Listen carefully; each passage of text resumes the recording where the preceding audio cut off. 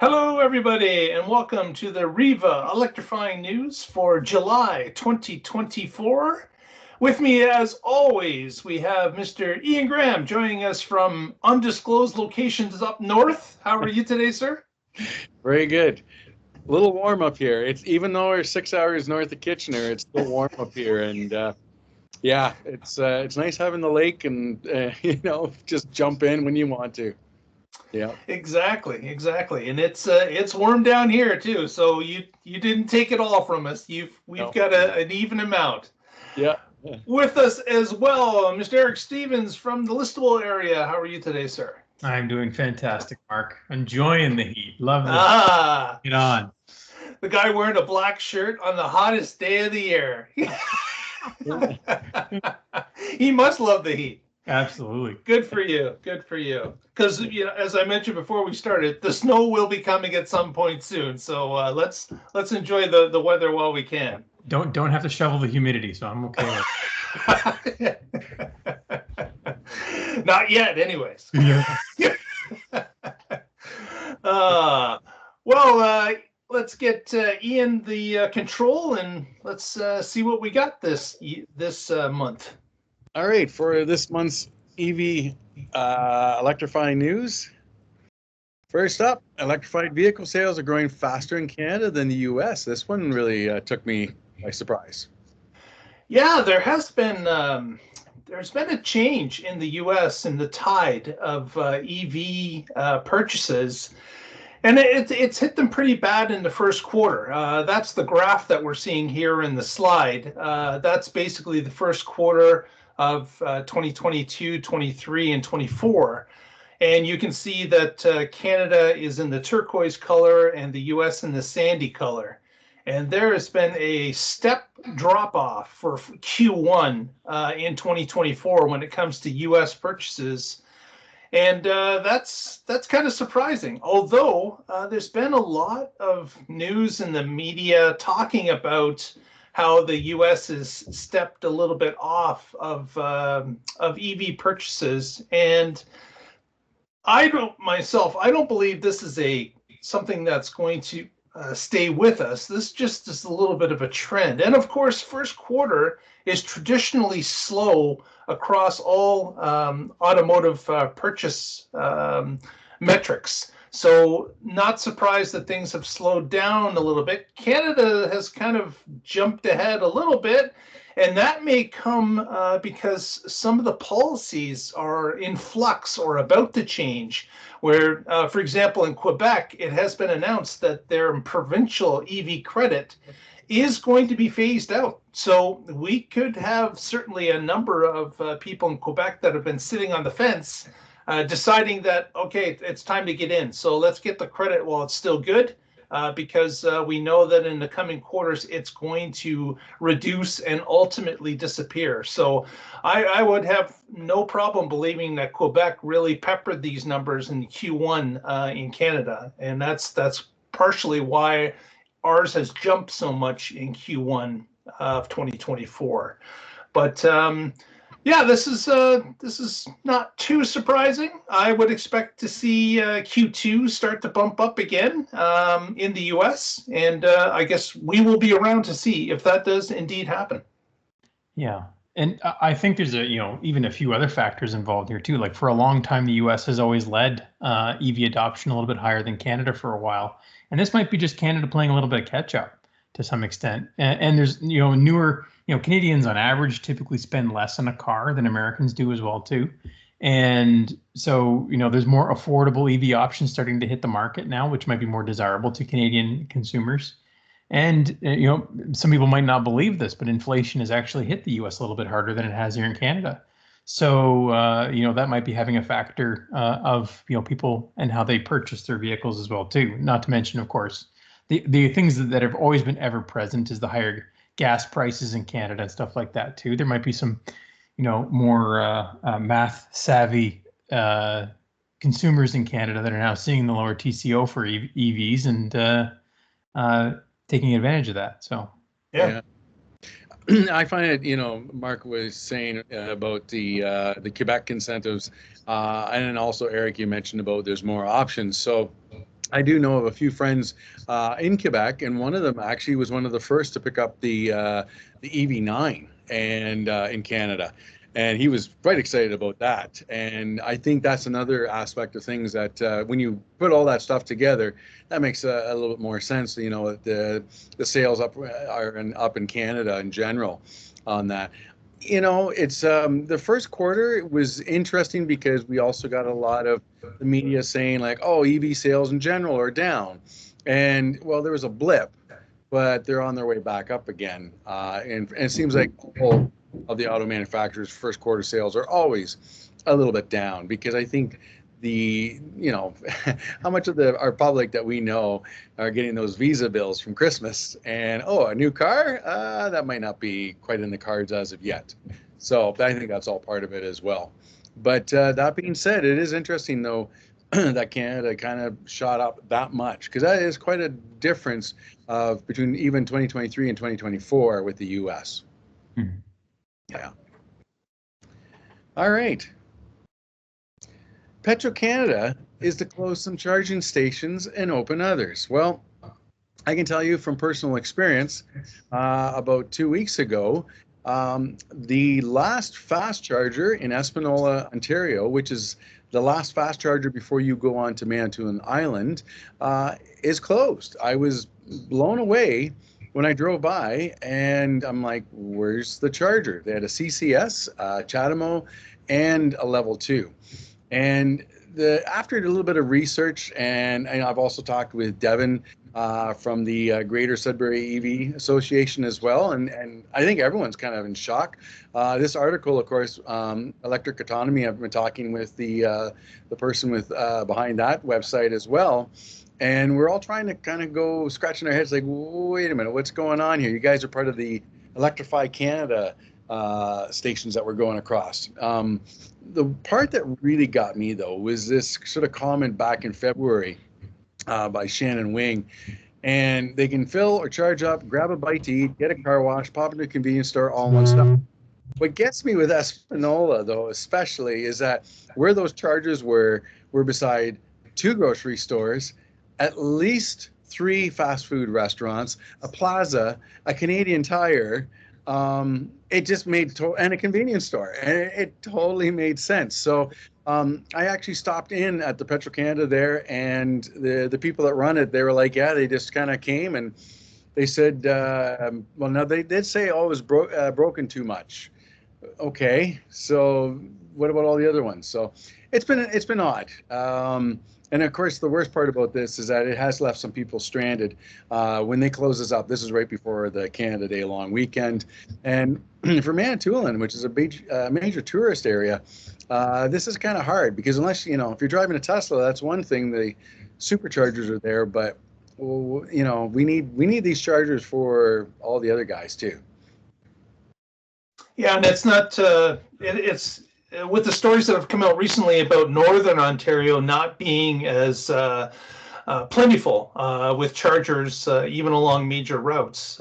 This is kind of a strike in the gut on that, because this is infrastructure that's going to be required right along basically Trans-Canada. And we've even seen Ontario calling out that they're putting bids in to get another 15 DC fast chargers put in Northern Ontario. So it's unfortunate that Petro Canada has seen it fit to close some locations. Now, if the equipment was faulty, that's one thing, but you think you'd be able to get other equipment in, because I can't believe that just this one set of equipment is faulty. If it's not under warranty, maybe they should be looking at other equipment, because they should be running into this across Canada. They're using the same equipment, so not really sure why that would be a trouble for them in this particular case.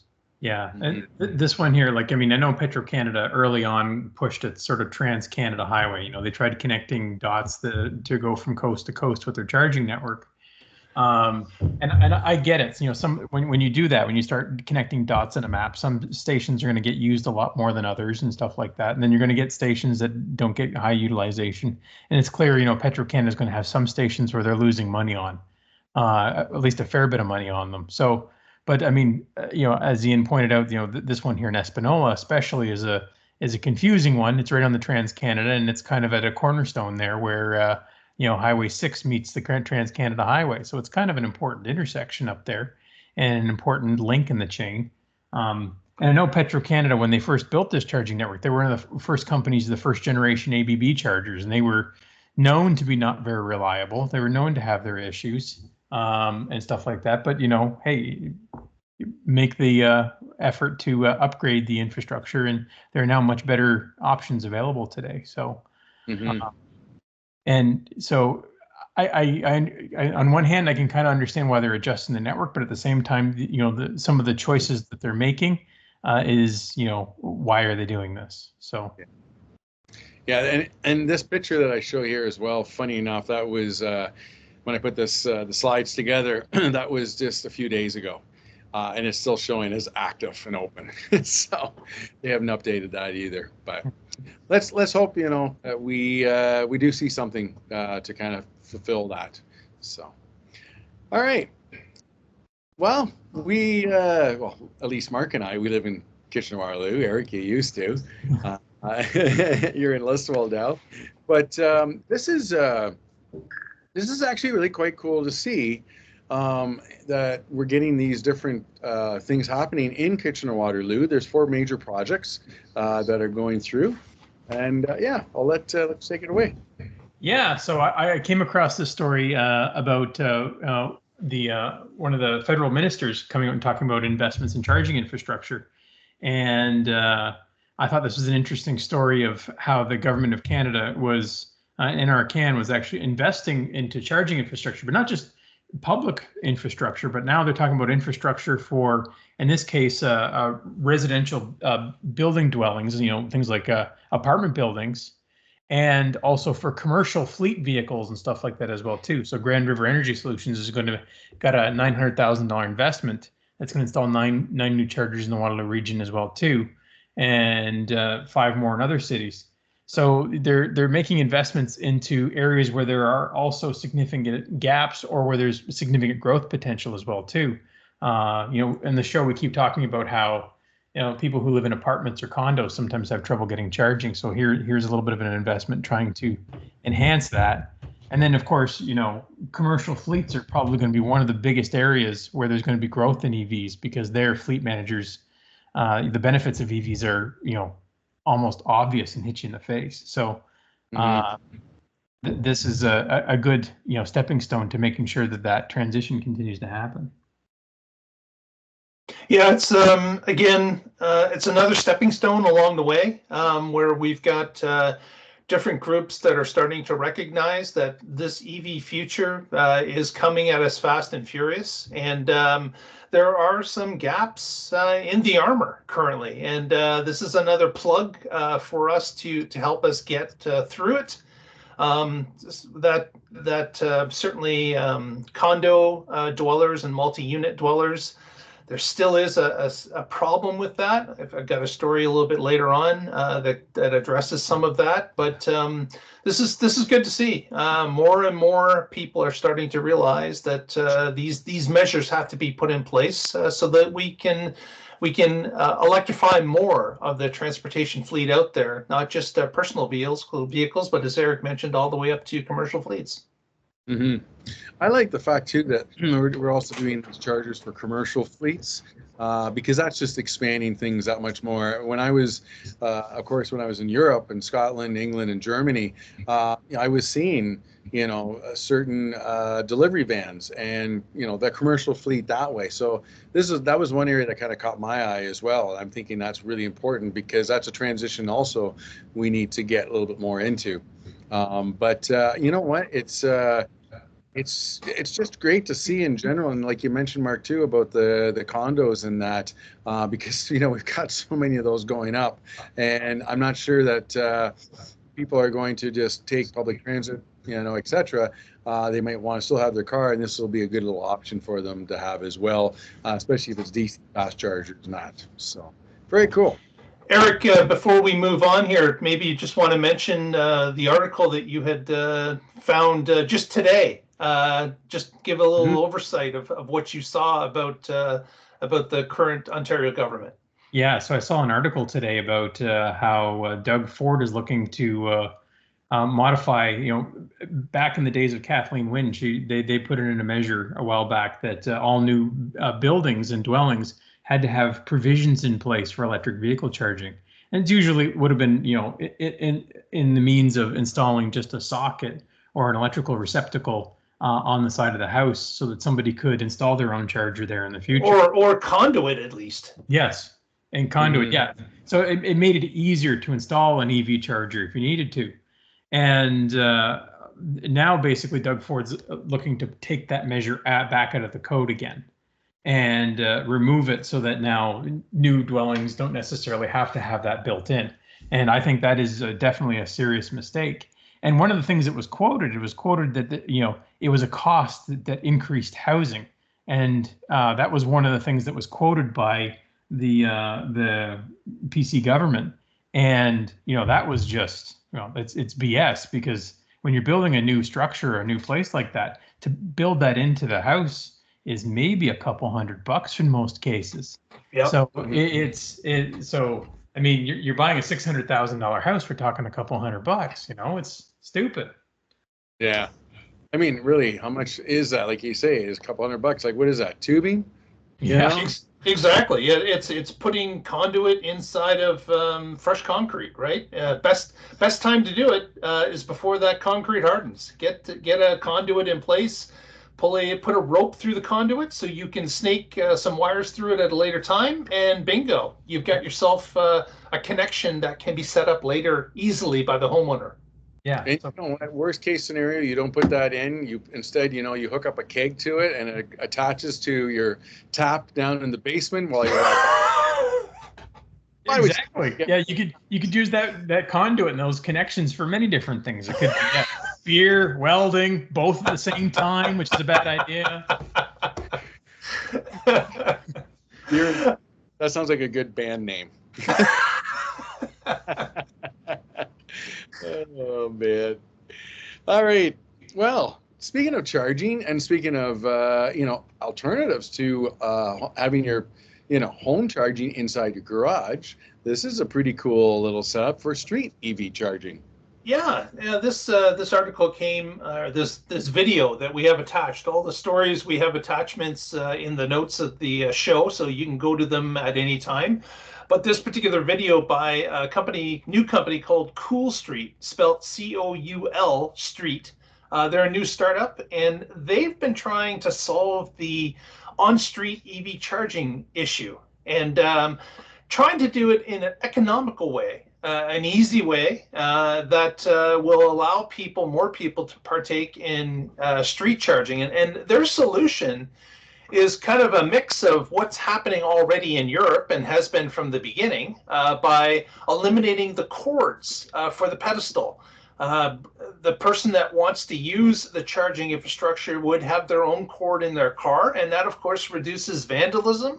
It reduces maintenance that has to occur if the cord needs to wind up, and it makes the site look neater because there's no cable dangling or coiled up incorrectly or laying on the ground, hampering people that are mowing the lawns. It eliminates that. But another great part of this is that the homeowner that's close to the parking spot, with of course the municipality's blessing, could run a conduit from the exterior of their home under a sidewalk and pop it up into this 3.5 foot post, aluminum post that's being shown here in the photograph. And that oval lit up at the top is basically a door that flips open, revealing the plug that one end of your cord would go into, and of course the other end would plug into your car. And then of course when you're done charging, unplug it, put the cord back in your car, and the little lid flips down, and you've got this nice 3.5 foot aluminum bracket that just kind of sits there and is out of the way. They've even talked about this is a brand new startup. They're not looking to jump in to be a billion-dollar company, they're looking for input from EV owners like us. They want to hear from us. They want to see, does this make sense in your neighborhood? They've got the plans for the actual post. They know about the circuitry that can go in it, but they're looking for our input and how it can work for different areas of the country. So again, in the video, there's a link to the person's email address and, of course, their Facebook and their ability to send an email. It's all there. Please watch the video, take a look at it, and respond back to them. Give them some encouragement, give them some constructive criticism that you can see. And this certainly could be a solution going forward. They even talked about in the future that they could add an app to it and allow people to not only charge at the one that's near your house, but pay for the electricity they're using at somebody else's house with the app. And again, this is a future thing, but they are thinking ahead. So it was great to see. Yeah, kind of like what Switch does, I guess, with some of their units as well, too. They have a similar model where you can rent out a charger, basically. Mm-hmm. But yeah, I love this idea. I love the idea of the post. I love the innovation and thought here. You know, hey, how do we bring charging to people who don't park on a driveway, that park on a street, and do that? And you know, this is, as you mentioned, this is a solution very close to what's being done in a lot of areas in Europe. It has that other added thing where the only people that are going to use those chargers for the most part are people who have their own cord. And so, you know, if you install one of these pedestals, you're not going to have somebody come by and snake your charger when you Right. eat it and stuff like that. Not unless they have a cord themselves, you know, and then you know it's probably one of your neighbors, and you can. So. And of course, maybe that's part of the solution as well, is to maybe put a steel loop up near the top that you can, you know, pin the one side of the charger to. Or of course, as we've seen in the older days with L2, is that sometimes you loop the cable around your rim and lock it in place as well. So there are a couple of ways to help with that. Yeah. I did see one of something similar to this in London, England, and then in terms of bringing your own cord in Germany. But in both cases, there was bring your own cord, but it was a light post in London, England, and there was a Nissan Leaf there that was charging up, and again with its own cable and plugged in. And that was the first I ever seen of that. Was in Europe, but I think we got some good, huge potential here as well. Especially with Toronto, because Toronto, in some of our past stories, there's always been a discussion about the cable going across the sidewalk, whether or not there's like a sort of a carpet rug or whatever covering that. What do you do when snow happens and, you know, you're trying to shovel? All those different sort of issues. So I'm looking forward to seeing if these guys get some traction and get some, you know, maybe some insight from some of the different municipalities that they could get some of this in, even on a test project basis. It would be really great to see. I think they got, you know, some great ideas on this. Yeah, and you mentioned there, Ian, you know, like in the UK, like a light post or something like that. Maybe they can find a way to work another functionality into this that works on the roadside as well, too. Yeah. Some other type of roadside functionality that might be useful. Yeah. So, and I mean, and also in regards to that as well, if the wiring's already kind of there, and what does a light really take up in terms of power wise? I'm just thinking if you put a charger on it, a light doesn't take up very much power. You can sort of tap into that. But again, that's a whole area that I'm not too sure on how that all works. But you know, whether that infrastructure would be in place or not, or they are getting into something completely different too. Yeah, or we could be, you know, working in charging and a keg dispenser again, you know. I'm sensing a show title. Now, I think we should all submit our commentary. Like, this is a great product you got. It should look like a keg, though. Oh man, how many people would stop for that then? Right? Too many. Might encourage the wrong driving behaviors though too. So yeah, exactly. Charge and chug. All right, better move on. Need self-driving cars for that there, Ian. Yeah, exactly. Oh man. All right. So in Norway, which is now well over 80% electric vehicles. Tesla has installed its 2000th charging station. And of course, this was from 10 years ago. The first 6 stations got put in Norway. And I love Tesla when they kind of signify a particular number, and in this case, they have the Norwegian flag on this, and they also did the something similar with Denmark for their 500th supercharger stall. This is also by the country's best-known waterfall. Norway is one of those countries I think down the road I would like to go visit. It sounds like a pretty interesting place. And I also like the fact that there was a scavenger hunt for the 50,000 supercharger, and that was painted ultra red. And of course, that was in the Roseville, California. So it just makes it fun, with all this type of stuff. And of course, Norway is such an interesting country because they're also an oil country, but they've used that to really take care of their population and to do this transition to electric cars, etc. And I think they're doing a great job of it. I think they've really proven a lot of things with what they've done here. So this is great to see.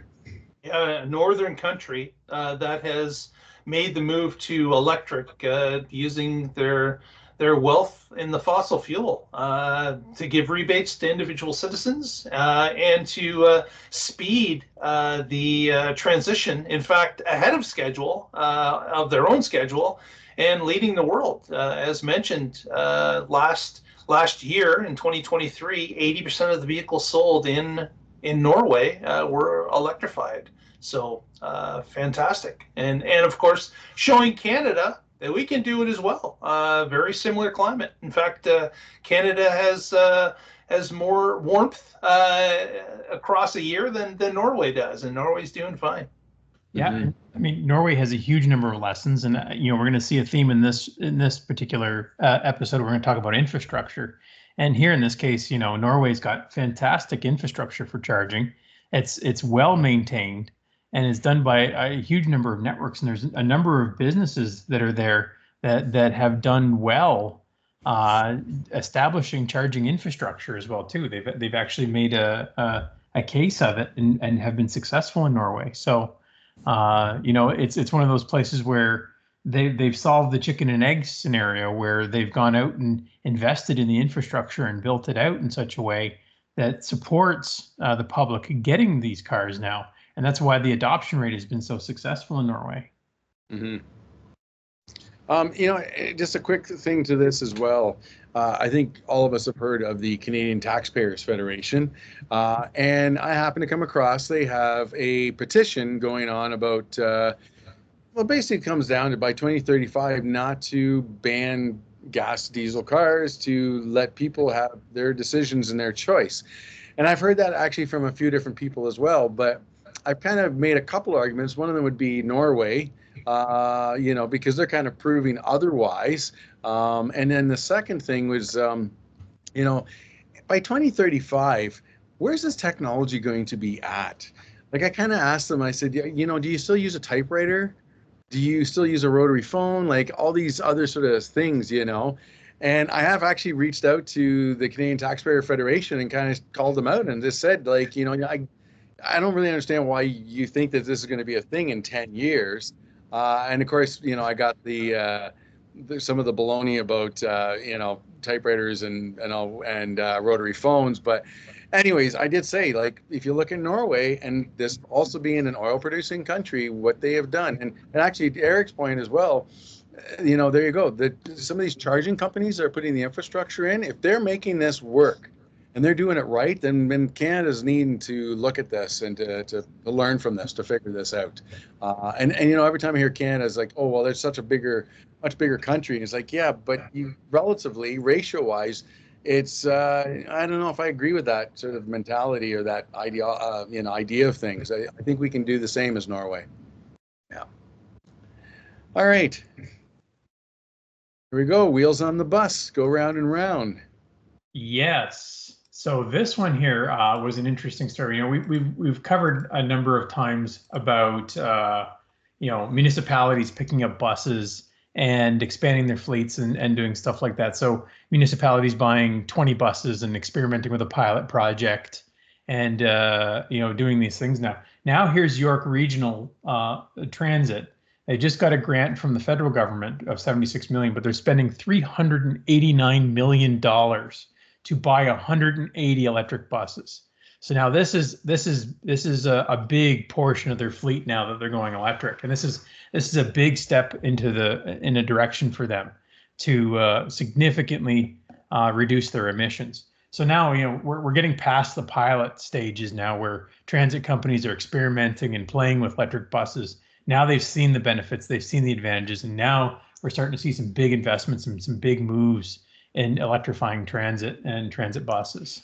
So this is so I love seeing this kind of thing here. That this is now we're starting to make some big changes here. Mm-hmm.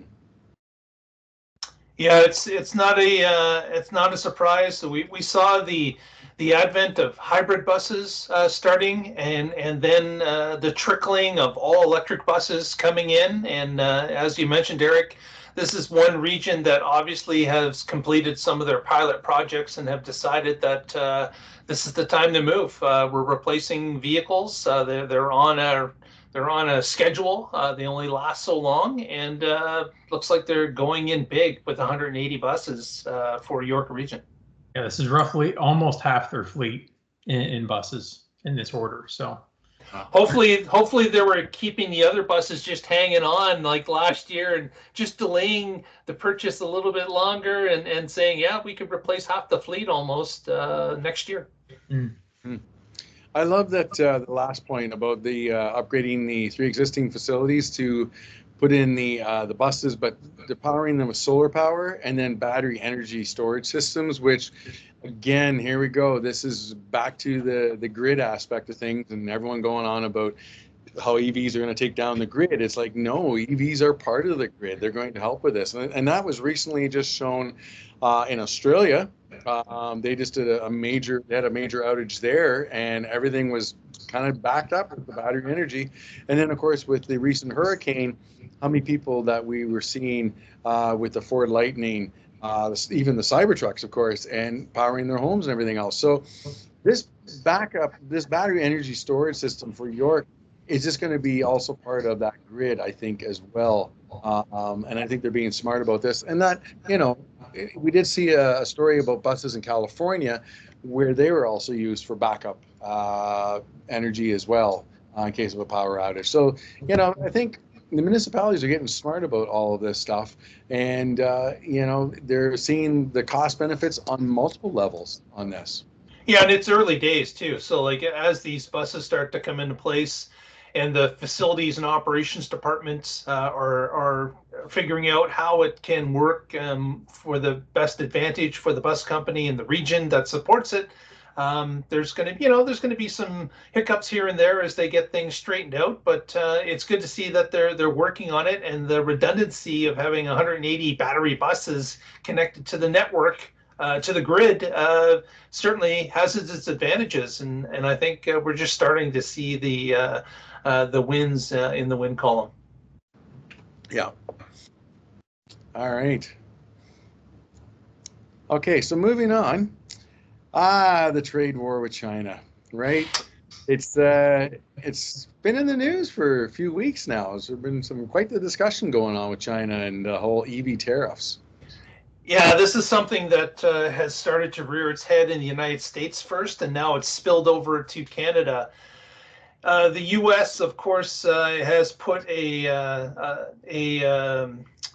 tariff on Chinese made cars being sold in America, similar to how the Europeans have done it as well. So these are a number of different regions across the world that are looking at the practice of Chinese dumping of EVs into their market without really having any infrastructure to support the jobs of that area. And I would say that Canada recently has put the word out to the federal government, has asked different trade partners, have asked for their opinions on this, what they believe should be done here. They're asking the public for their opinion as well.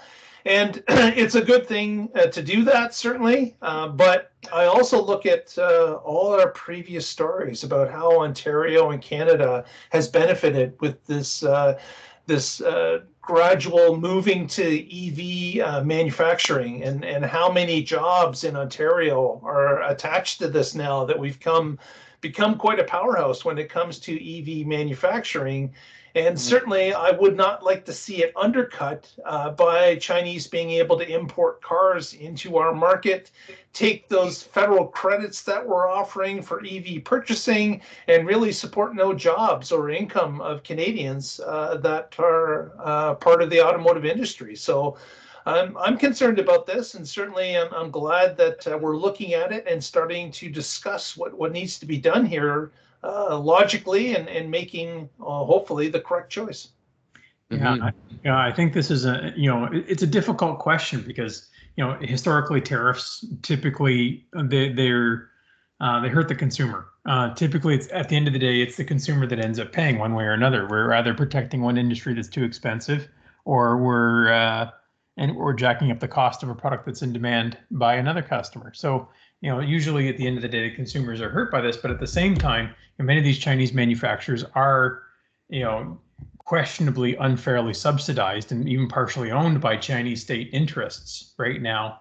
And so certainly there's some saying that the price that these Chinese manufacturers are able to manufacture these EVs for are done at an unfair level because they've received extremely high levels of subsidies or free investment that has gotten them there. So it's a difficult situation here. But to your point there, Mark, one of the things that I think I agree with is right now we have a federal $5,000 rebate.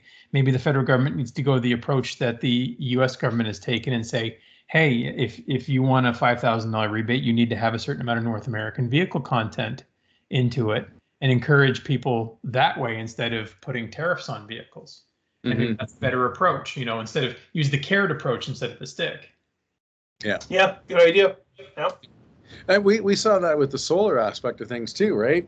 Like well over 13 years ago when the microfit program came out, eventually it became like, well, we need to have X amount of domestic aspect of things, whether that be inverters and the panels, etc. So yeah, I think I agree with you, Eric, that the carrot approach, might be a little bit better with that. And it's going to take a little bit of time, I think, to really, I don't know, grasp all of this about what to do. And especially too, because it's interesting, China, how many different EV companies now are part of China in general. And, BYD, I am seeing that in Mexico. And so that's going to be, like we've talked about before, are they going to go build them in Mexico and then ship them to US, etc., to get around? Maybe there's a certain loophole there as well.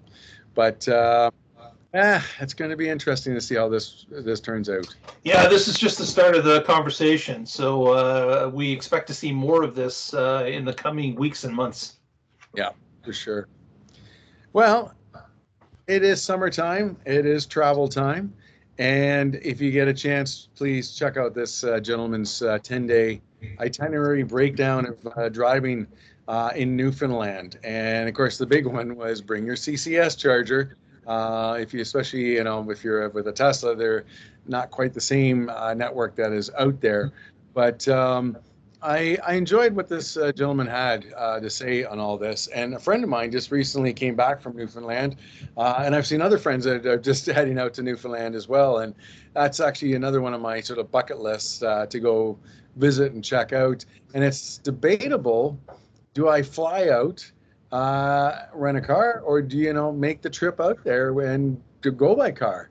It's hard to say on this type of thing, but I think this is a cool little guide.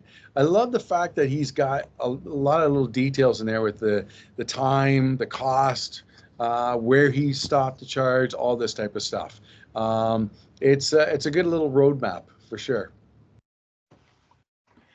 Yeah, always fun to see someone's EV adventure journey, especially not being familiar with the area. But I would say that Newfoundland's got to be on the low end of chargers as you look at Canadian provinces, based on the number of people that are there.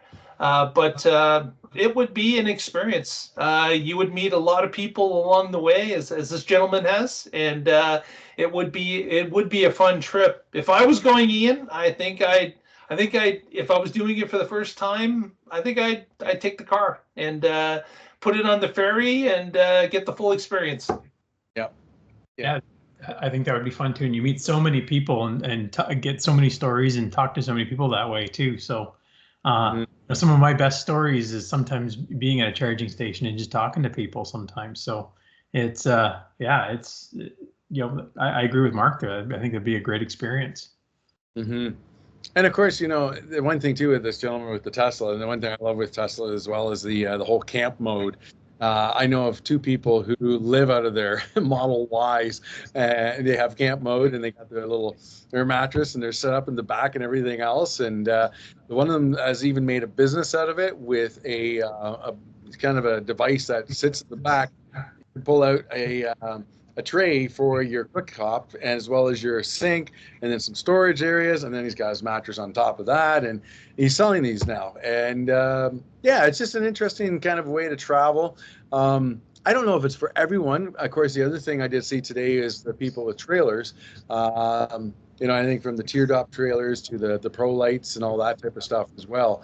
And I think the one thing with Newfoundland being that the charging is only particular areas, and we know that towing can impact your range, that kind of puts a whole other thing on it as well. So you kind of want to take your time and really source out where you're going, but of course that's only going to get better over time as well. All right, we got two stories next coming up that we're kind of combining together. I'll let Eric go into this one. The first one, and of course, this all has to do with charging networks. So they're two stories that we're combining, but they're all in regards to the EV charging network. Yeah, so the first one here is about an organization called IONNA, which is a new EV charging network that's promising to install, up to 30,000 charge points in North America by 2030.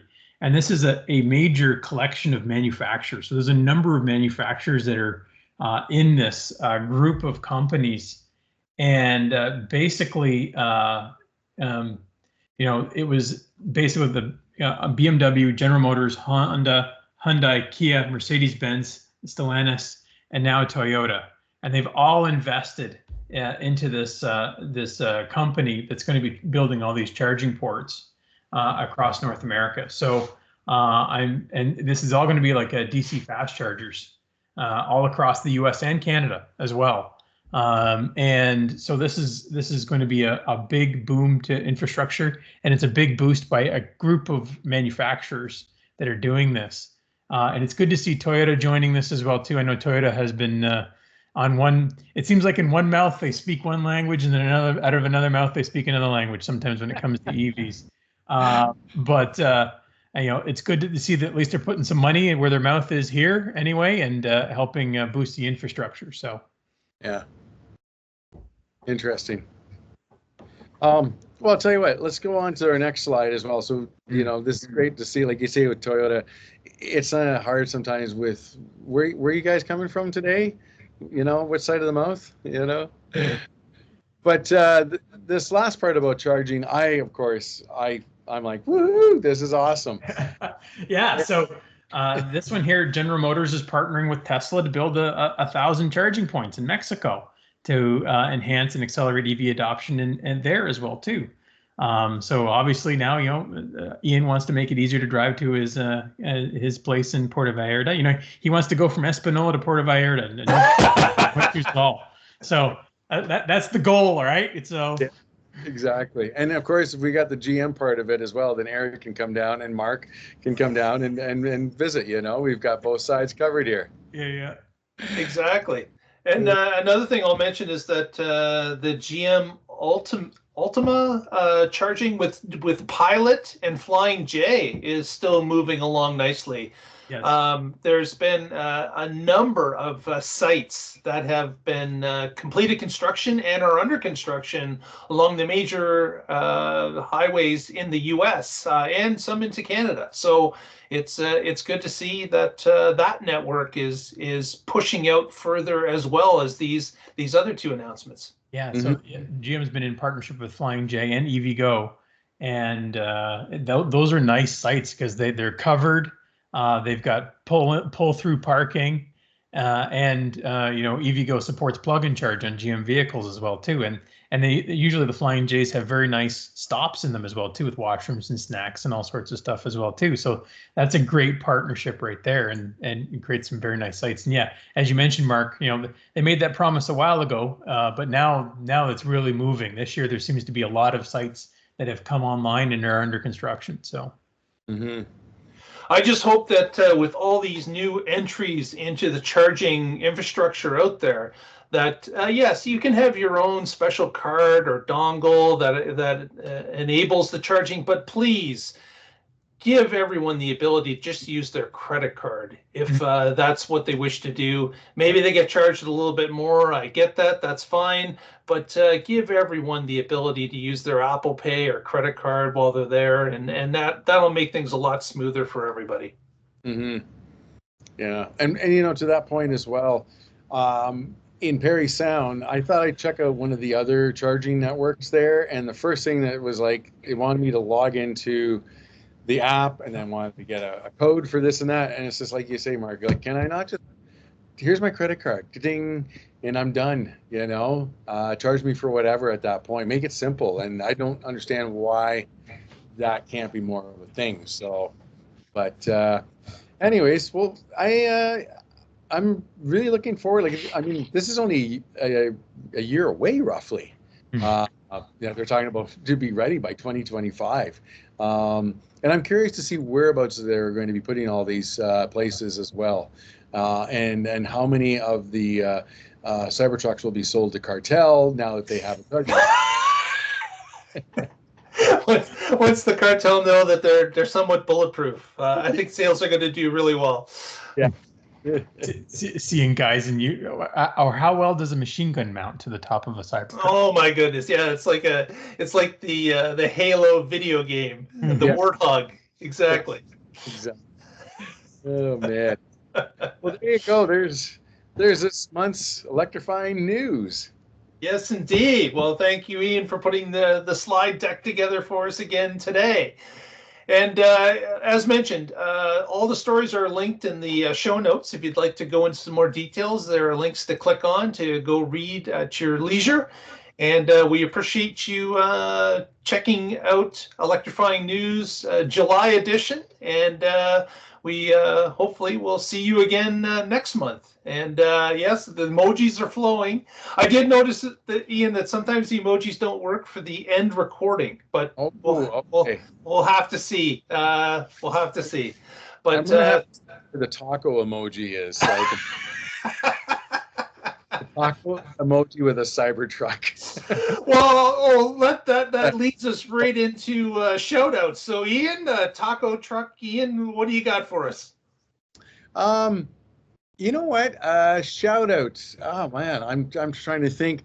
I mean, the last time we talked, we were talking about Edmonton and Florida, and you know what? That was a great series. There's a shout out for unbelievably amazing hockey to watch, and also exciting just to see Edmonton come back on that as well. So next year, Edmonton, you're actually kind of changing me over from a Leafs fan over to maybe... yeah. We'll talk mid-season next year and see if you still feel that same way. We'll see. Eric, any shout-outs from you this evening? No shout-outs, but I just had this weird image in my head now about one cartel using Hummer EVs and another cartel using Cybertrucks, and they get into a war with each other. Oh, I hope not. We jest on the show. Yeah. But thanks everyone for watching. Really appreciate it. If you haven't already, please give us a thumbs up. Press that subscribe button. It helps us out and gets us in front of more eyeballs. And you can be notified immediately by ringing that bell next time that we upload a video. So there's the taco. We'll see if it shows up. I found the taco. Taco. Oh, jeez. See you later, everyone. Thanks so much for joining us. Adios. Yeah.